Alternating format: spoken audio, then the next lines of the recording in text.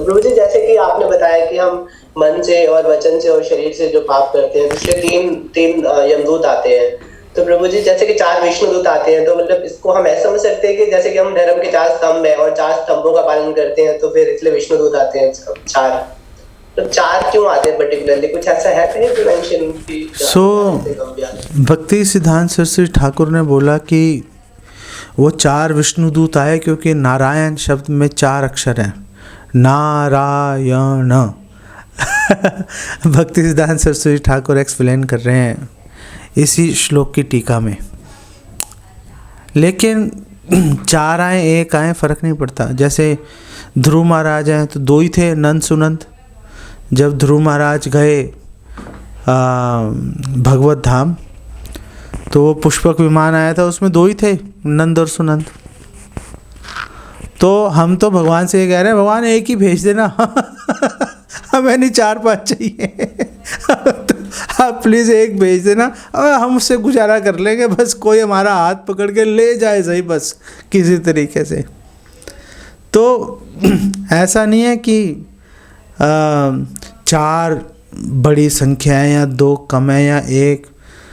यहाँ पर तो चलो भक्ति सिद्धांत सरस्वती ठाकुर बोल रहे हैं कि 4 अक्षर थे इसलिए 4 विष्णुदूत आए, लेकिन 1 भी आएगा चलेगा भाई। हमें तो मतलब है हमारा कि कोई हाथ पकड़ के भगवान के घर ले जाए, वहाँ पे सेवा में लगा दे, बस हमारा काम हो जाएगा। हमें और ज़्यादा चक्कर में पड़ने की ज़रूरत नहीं है।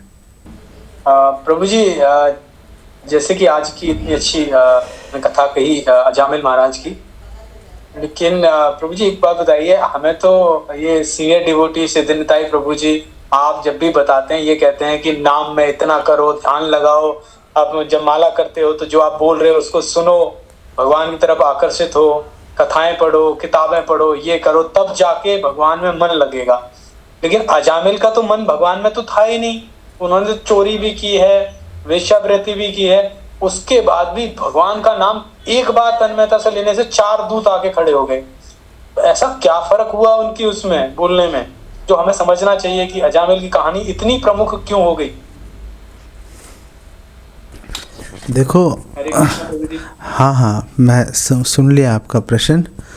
देखो, ऐसा है कि जो अजामिल की कहानी है इसमें से बहुत सारी शिक्षाएं हैं, लेकिन जो मेन शिक्षा है वो हरि नाम की महिमा है कि कैसे शुद्ध नाम नहीं भी लिया फिर भी हरि नाम अपना काम करेगा। तो हमें ये सांत्वना देने के लिए, हमें ये आश्वासन देने के लिए कि हरि नाम में कितनी ताकत है, हरि नाम की महिमा के बारे में हमें एक संकेत देने के लिए इस कथा क्या जो है शुकदेव गोस्वामी ने बहुत ही दया करके वर्णन कर दिया। अभी जो श्लोक को आधार लेके हम बात कर रहे थे, उस श्लोक पे वापस आते हैं। आपका प्रश्न का उत्तर उसी श्लोक के अंदर छिपा हुआ है। वो जो श्लोक है, सक्रन मना कृष्ण पदारविंदयोर निवेशितम तद गुण रागी ये रिहा। तो वो कह रहे हैं सक्रन मना कृष्ण पदारविंदयोर निवेशितम। अगर एक बार भी भगवान के चरणों में हमारा मन निवेशित हो गया तो बस काम हो जाएगा। और फिर बोल रहे हैं तद गुण रागी ये रिहा। अगर अनुराग ही उत्पन्न हो गया, अगर भगवान के चरणों में अनुराग ही उत्पन्न हो गया, फिर तो कहना ही क्या। तो मतलब है कि अजामिल ने एक बार नारायण बोला, उससे भगवत धाम नहीं गया। पहली बात है, आप आगे जाके देखोगे कि वो भगवत धाम नहीं गया, लेकिन उसको एक मौका मिल गया, उसको एक सेकंड चांस मिल गया उसको कि मैंने जो गलती किया उसको सुधार लूँ। तो हम एक बार भगवान का नाम ले लेंगे, भगवत धाम नहीं जाएंगे। भगवत धाम केवल और केवल वही व्यक्ति जाएगा जिसमें कृष्ण प्रेम जागृत हो गया। कृष्ण प्रेम जागृत नहीं हुआ, कोई भगवत धाम नहीं जा सकता। कोई क्वेश्चन नहीं है, कोई क्वेश्चन नहीं है। एक दो अपवाद हैं, वो अपवादों की हम यहाँ पे चर्चा करके इसको और कॉम्प्लिकेट नहीं करते हम। तो एक बार भगवान का नाम ले लिया तो इतना फ़ायदा है, अगर हमने भगवान का नाम लेने में जीवन ही लगा दिया तो पता नहीं क्या लाभ मिलेगा। हम लोग उस लाभ के पीछे हैं।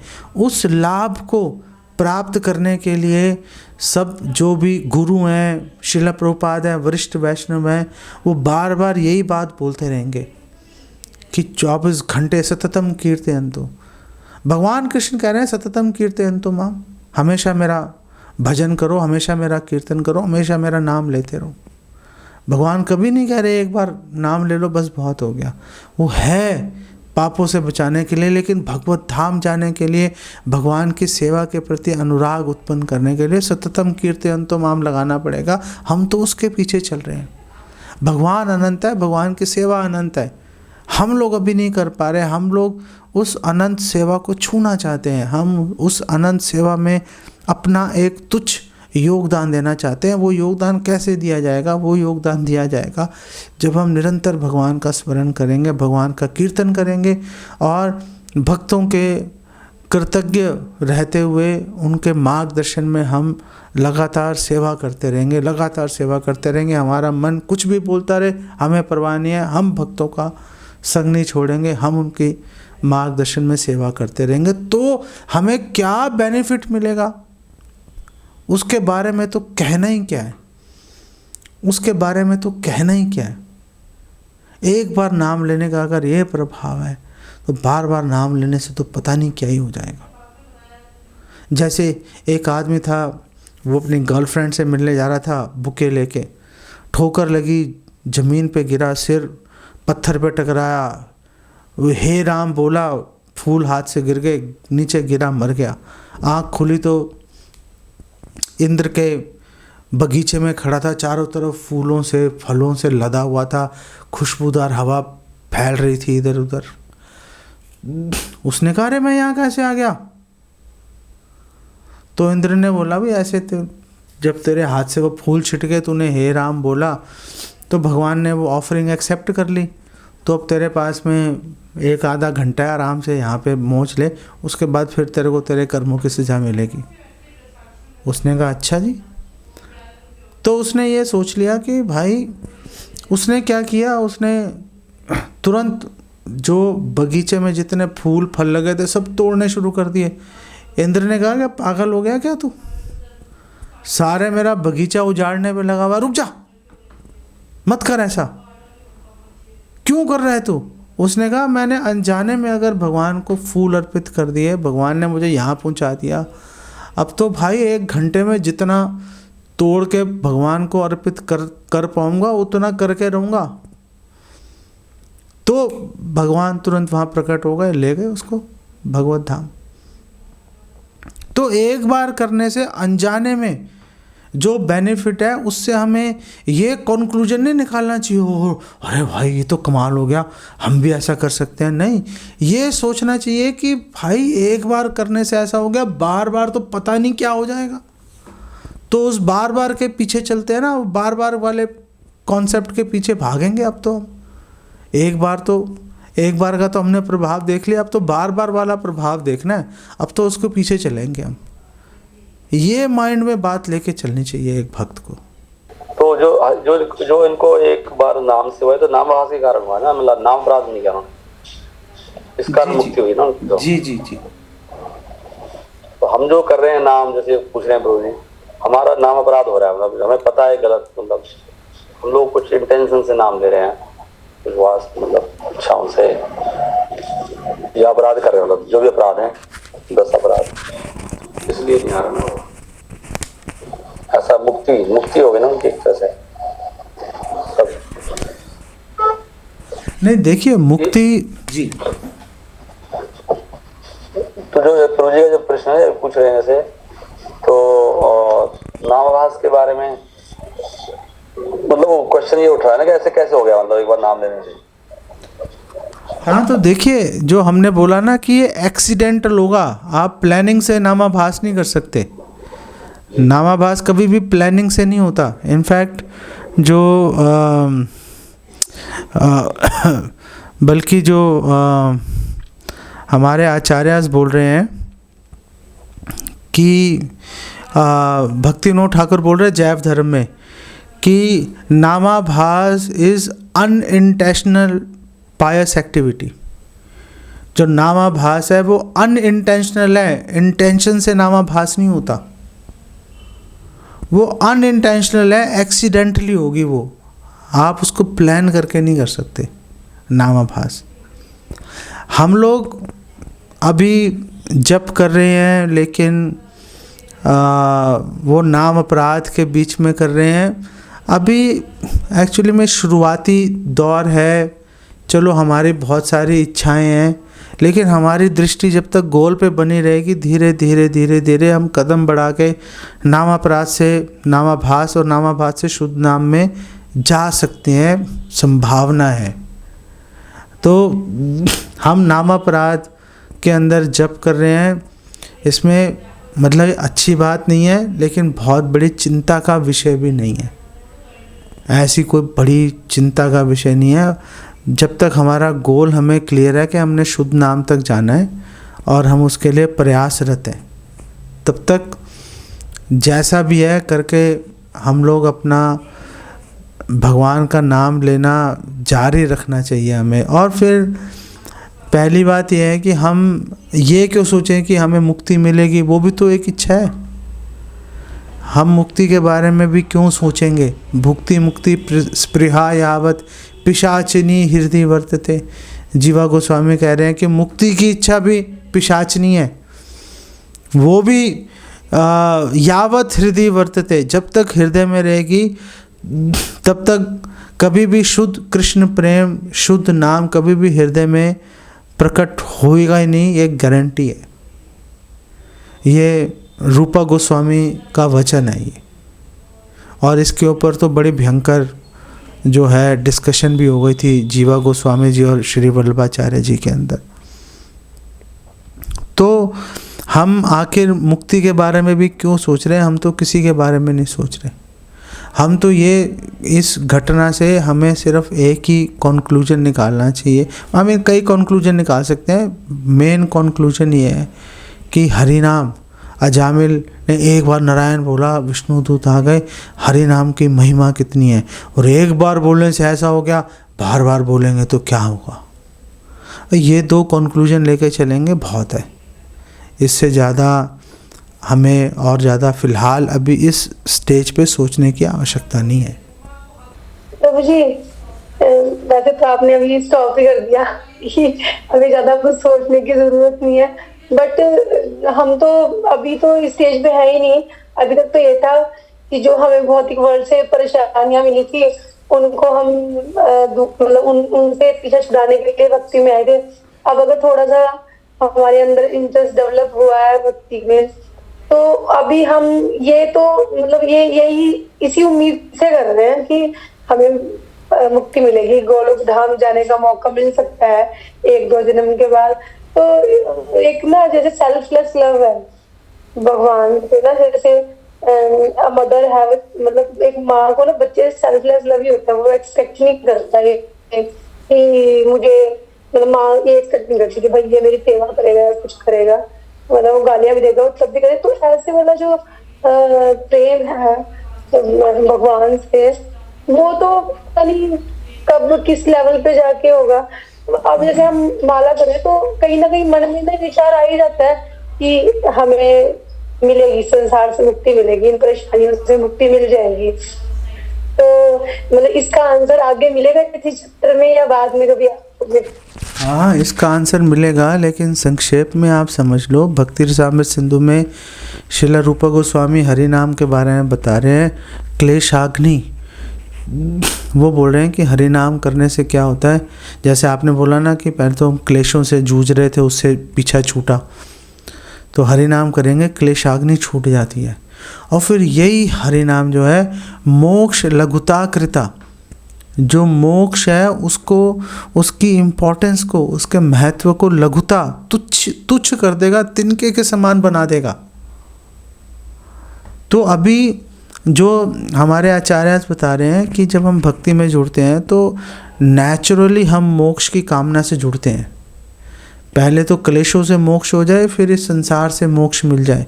बार बार जन्म नहीं लेंगे, बार बार मरेंगे नहीं। लेकिन हरि नाम वो औषधि है कि इससे जो हमारी ये मोक्ष की कामना है, मोक्ष की इच्छा है, वो भी लघुताकृता, वो भी जो है तुच्छ बन जाएगी। फिर हम उसके बारे में ज़्यादा नहीं सोचेंगे। लेकिन हमें थ्योरेटिकली, किताबी तौर पे, हमें सैद्धांतिक रूप से हमें ये पता रहना चाहिए कि मोक्ष की भावना भी बहुत अच्छी भावना नहीं है।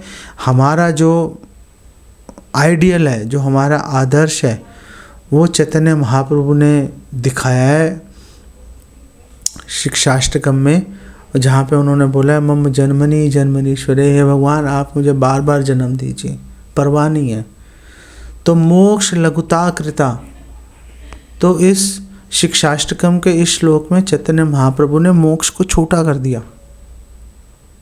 चौथे श्लोक में उन्होंने कहा भाई ये मोक्ष हमें नहीं चाहिए। बल्कि आप आजकल आप लोग दामोदर अष्टकम गा रहे हो ना, उसमें क्या बोल रहे हैं, वरम देव मोक्षम ना मोक्षाम वदिम वा, कि हे भगवान हमें तो मोक्ष नहीं चाहिए। मोक्ष क्या, मोक्ष की पराकाष्ठा, हम तो भगवत धाम में भी प्रवेश करना नहीं चाहते अब। अरे मतलब पर्पस ही भक्ति का ये था कि भगवान के धाम में प्रवेश कर जाएं। तो चैतन्य महाप्रभु बोल रहे हैं कि नहीं, अब हमारे लिए भगवत धाम भी इतना इम्पोर्टेंट नहीं रहा। अरे अगर भगवत धाम इम्पोर्टेंट नहीं है तो फिर क्या इम्पोर्टेंट है? आपकी सर्विस इम्पोर्टेंट है। वहाँ मिलेगी वहाँ जाएंगे, यहाँ मिलेगी यहाँ पे रहेंगे। हमें उससे अब कोई लेना देना नहीं है, कोई सरोकार नहीं है हमें अब। हम तो अब केवल और केवल आपकी भक्ति, आपकी सर्विस के ऊपर फोकस कर रहे हैं। बट प्रभु जी, हम ना जैसे पेन ऑफ सेपरेशन है जो है ना, चाहे वो डिवोटीज, अभी इस लेवल पे तो हम बस इतना ही फील कर सकते हैं, जो pain of separation from devotees है, हम वो नहीं चाहते। जब हम डिवोटीज की सराउंडिंग्स में है, हमें बहुत अच्छा लगता है ना। हम जब उन छोड़ के आते हैं घर पे, ड्यू टू सम रीजन हम नहीं वहाँ रह सकते घर में, तो जो पेन ऑफ सेपरेशन है वो परेशान करता है। तो वही पेन ऑफ सेपरेशन जो वो महाप्रभु भी फील कर रहे थे, तो हम वो पेन ही नहीं बियर करना चाहते हैं। मतलब ये लगता है कि भाई पेन ऑफ सेपरेशन को बियर करना, हमें गोलोक वृंदावन जाने का ही मतलब, जैसे किसी ने पढ़ लिया है कहीं, एक हमने बना लिया कि भाई गोल ये है कि गोलोक वृंदावन में कृष्ण मिल जाए, तो कृष्ण के साथ हमें वहां पे कोई मतलब ये बहुत संताप है या जो पेन ऑफ सेपरेशन है वो परेशान नहीं करेगा। सेवा मिल रही है, लेकिन सेवा में अगर भगवान हमारे पास नहीं है या डिवोटीज हमारे पास नहीं है तो हम पेन ऑफ सेपरेशन फील करते हैं। तो मतलब उसके बारे में क्या कर सकते हैं लोग? तो देखो, ये हम तो डिवोटी से भी जो पेन ऑफ सेपरेशन है हम फील नहीं करना चाहते। हम तो भगवत धाम ही जाना चाहते हैं। तो चैतन्य महाप्रभु से किसी ने उनका परिचय पूछा था कि आप अपने परिचय दीजिए, तो उन्होंने बोला गोपी भर्तुर पद कमलोर दास दासानुदास, कि मैं गोपियों के स्वामी, गोपी भर्तुर, गोपियों के स्वामी मतलब भगवान कृष्ण के दास का दास हूँ। और ये एक प्रसंग है, मैं पहले भी कई बार इस पे चर्चा कर सकता हूँ और मैं करोड़ों बार और इसको बार बार बोलने के लिए तैयार हूँ। ये मेरे ख्याल से रघुनाथ दास गोस्वामी इसका वर्णन कर रहे हैं। वो बोल रहे हैं कि अगर मैं कहीं जा रहा हूँ और सामने भगवान कृष्ण खड़े हैं, वो बोले इधर आ भाई बात सुन। अरे मैं नहीं जाऊँगा, पता नहीं क्या बोल देंगे, मैं कर पाया नहीं कर पाया, और पता चला कि प्रॉब्लम खड़ी हो गई।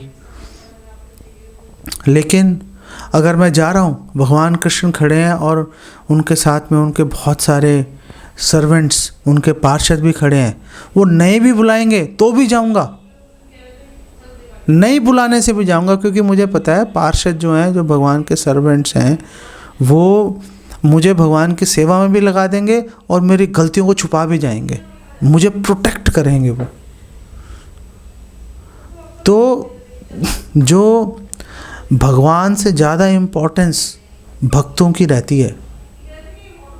काल कृष्णदास है, काल कृष्णदास को चैतन्य महाप्रभु ने बोला था इसकी शक्ल नहीं देखूंगा अब मैं ज़िंदगी भर, भाग रहा हूँ इसको यहाँ से। मुझे छोड़ के चला गया स्त्रियों के पीछे, धन के पीछे, मुझे छोड़ के चला गया, मैं अब इसकी शक्ल नहीं देखना चाहता।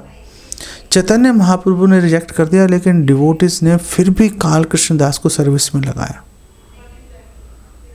इसीलिए भगवान के पास डायरेक्टली जाना खतरे से खाली नहीं है। काल कृष्णदास क्या फंस गया, लेकिन अगर भक्तों के माध्यम से अगर हम जाएंगे ना, हमेशा वो प्रोटेक्ट करेंगे, हमेशा प्रोटेक्ट करेंगे।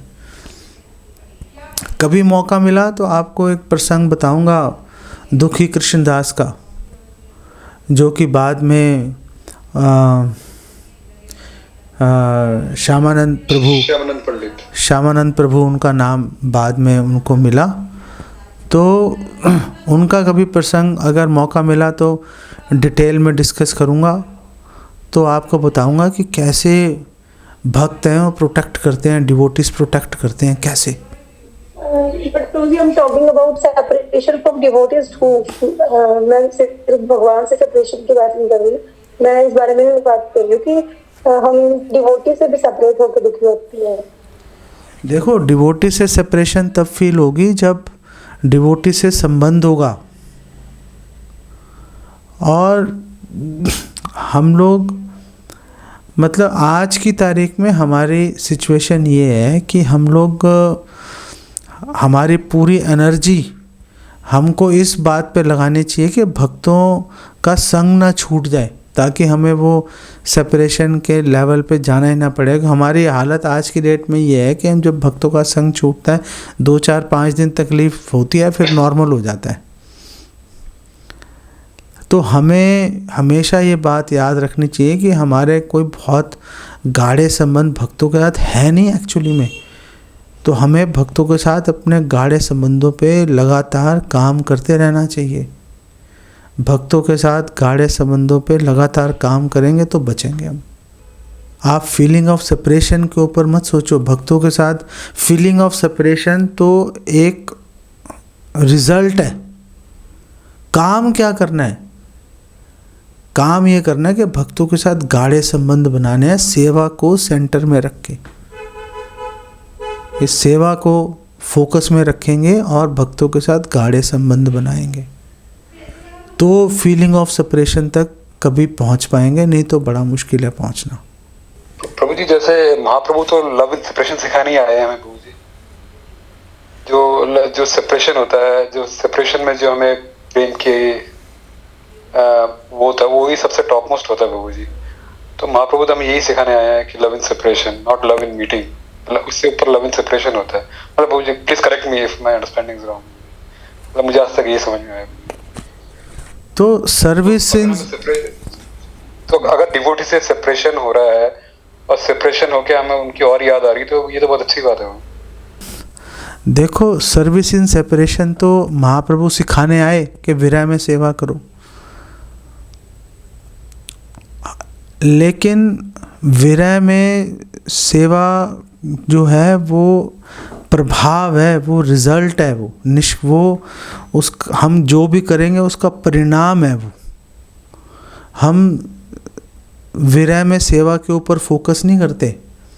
हमारा फोकस सर्विस पे रहता है। हमारा फोकस रहता है कि हम संबंध गाढ़े करें और वो संबंध इतने गाढ़े हो जाएं कि जब सामने वो व्यक्ति नहीं होगा तो हमें उससे विरह का अनुभव हो। तो जो काम करना होता है ना, प्रैक्टिकली जो काम करना है वो विरह के ऊपर काम नहीं करना, प्रैक्टिकली काम करना है संबंध गाढ़े करने पर। एक बच्चे से, एक माँ से उसका बच्चा छिन जाए तो कितना तड़पती है, क्योंकि संबंध है। पड़ोसी का बच्चा छिन जाए किसी को कोई फर्क नहीं पड़ता, बच्चा तो बच्चा ही है। लेकिन उससे संबंध है इसलिए विरह का अनुभव हो रहा है। इसलिए हमारा जोर जो है, हमारा जोर लगना चाहिए संबंध के ऊपर। संबंध के ऊपर जोर लगेगा तो विरह स्वाभाविक रूप से अपने आप उसमें से निकल कर आएगा। फोकस हमारा विरह के ऊपर नहीं है, फोकस हमारा संबंध गाढ़े करने के ऊपर रहता है। ठीक है, संबंध गाढ़े होंगे तभी तो लव इन सेपरेशन होगा। हाँ, अगर संबंध ही गाढ़े नहीं होंगे तो फिर सेपरेशन से कोई फर्क ही नहीं पड़ेगा। हाँ, ये पॉइंट है।